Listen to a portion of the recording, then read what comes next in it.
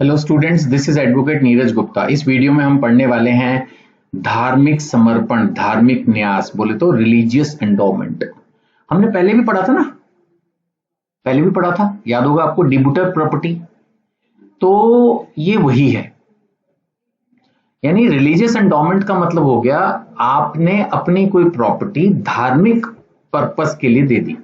Religious is धार्मिक, बाकी इसमें चैरिटेबल का भी कंसेप्ट आ सकता है, लेकिन मेनली इट इज फॉर धार्मिक। कोई मंदिर गुरुद्वारा बनाने के लिए आपने प्रॉपर्टी दे दी, अब ये आपकी प्राइवेट प्रॉपर्टी नहीं रहेगी, अब ये रिलीजियस प्रॉपर्टी बन जाएगी और फॉर ऑल पर्पस ये मेंटेन होगी for the benefit of general public. ये होता है कंसेप्ट रिलीजियस एंडोमेंट का। यानी कि आपने परमानेंट डेडिकेशन, ये नहीं कि टेम्परेरी दे दिया, परमानेंट डेडिकेशन अपनी प्रॉपर्टी दे दी और अब वो हो गई। चाहे इसमें आपने कार भी दे दी, मूवेबल और इमूवेबल। आमतौर पर तो मकान वगैरह दिए जाते हैं, लेकिन कभी कभी संस्थाओं को लोग कारें वगैरह भी दे देते हैं, पैसा भी दे सकते हैं। So religious endowment is a permanent dedication of movable और इमूवेबल प्रॉपर्टी। लेकिन किस लिए दिए? फॉर रिलीजियस पर्पज, जैसे temple, worship of a deity. Worship of a deity मतलब मंदिर में मूर्ति की पूजा, religious ceremonies, charitable religious purpose, ये आप सब समझते हो।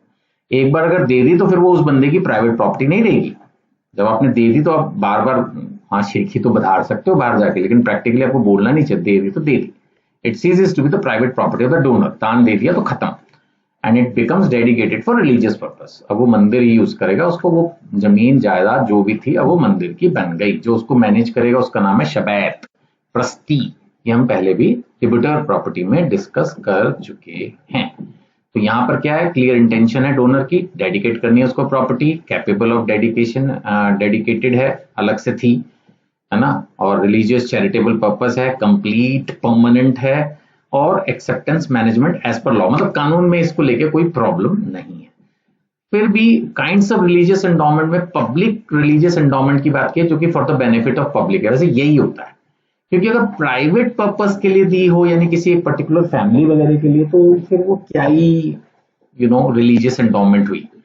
अगर किसी पर्टिकुलर फैमिली या लिमिटेड लोगों के लिए ही है तो फिर क्या। मेनली आप समझो कि रिलीजियस एंडोमेंट का मतलब पब्लिक रिलीजियस एंडोमेंट, यही होता है। इलस्ट्रेशन, जैसे किसी आदमी ने अपनी कोई जमीन, कोई building, construction, maintenance of temple के लिए दे दी, डीटी वर्शिप के लिए दे दी, फेस्टिवल्स, तो ये रिलीजियस एंडोमेंट है, लीगली अलाउड है।